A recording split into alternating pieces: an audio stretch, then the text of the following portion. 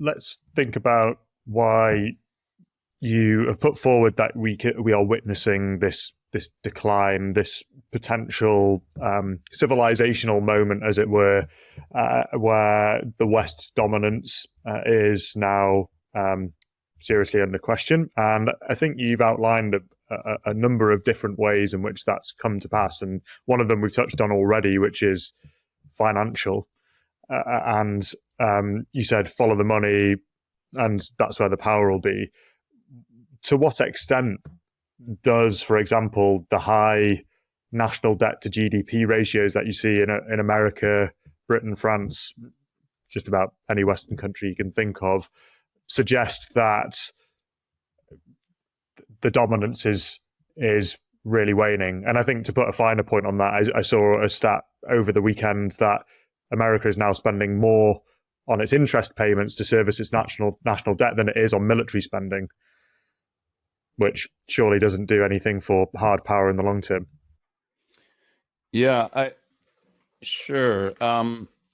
Definitely, I think that's an issue. I think one of the things that's actually, there's a couple of things that are largely overlooked. I mean, when we talk about debt to GDP ratios, almost always when you read business journalists, they will be talking about government debt to GDP ratios. And of course, one of the things we look at in the book, which is really interesting, is look more broadly. It is household and private sector corporate debt. Is when you add that to the mix, it's on an upward trajectory, and there's no sign of reversal. But there's another element too, and that is something that we don't discuss in the book, but I've discussed elsewhere, is net public wealth. That if you look at the sort of net financial position of most Western governments, they have been running down their capital stock. I mean, one of the ways, back in the wave of privatization of public sector enterprises in the 80s and 90s, the money that was raised off the privatization of public enterprises generally was redistributed to the population in the form of tax cuts, or, sort of keeping a lid on taxes. But what has happened in the process, of course, as we know all too well in Britain, is that the stock of public wealth, just looking at the state of infrastructure in most Western countries, has been running down quite badly. And this has deleterious effects on the economy. And I think it's probably getting far too little attention. I think this is important to realize, or to highlight that, what is that debt being used for? China, for example, has a similar scale of debt. On the other hand, China has a vast network of, high-speed rail, and it is adding infrastructure.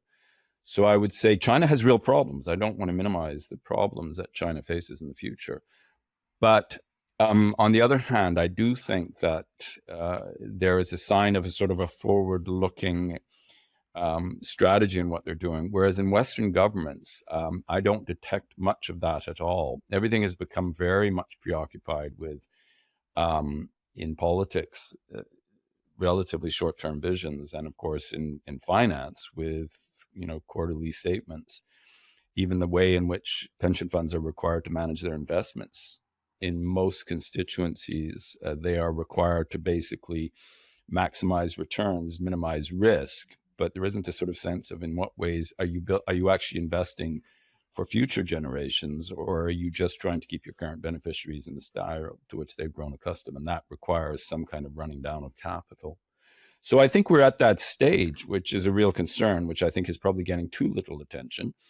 The focus on, even if you look at, the British election campaign, and the focus on, well, we will keep taxes low, or we will keep the debt, bring the deficit down. It's very narrowly focused on a set of relatively short-term measures.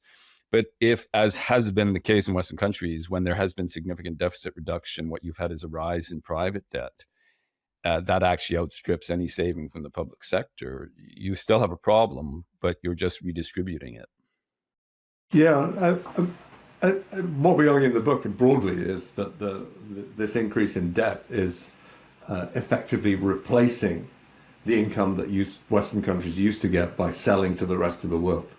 So, the economic flows of the imperial system used to bring a lot of wealth into the West. This extraordinary figure from 1999 that 80% of world GDP is made and consumed in the West.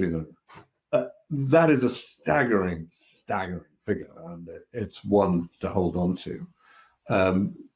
If you shift manufacturing and the production of wealth somewhere else, you're going to need to replace the wealth flow within your own country, or you will have political problems, of course, unless you have a really honest political discourse. And obviously, you'll have to do a mixture of the two over time.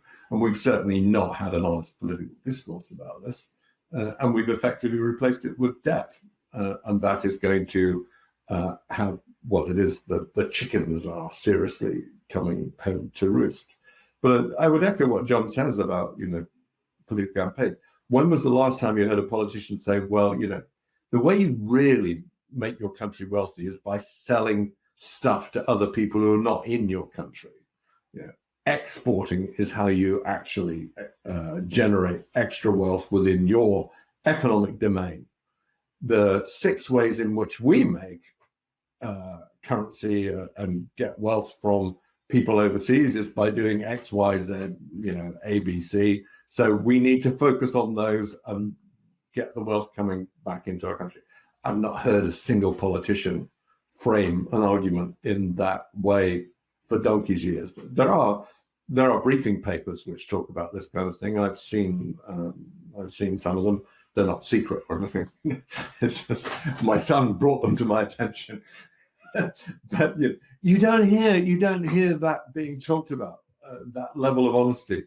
That actually, it's not by bulking up the hospitality sector that you will make the country wealthier. That's just pushing around stuff that's already within your economic domain. The way you make your country wealthier is by selling stuff to other people in other economic domains. Otherwise, you're just going to keep racking up the debt. That's the short-term reflex. But as John suggests, and as I think your question was suggesting, other John, I'm here talking to 2 Johns, which is not immediately straightforward. That is going to lead to a deeper crisis.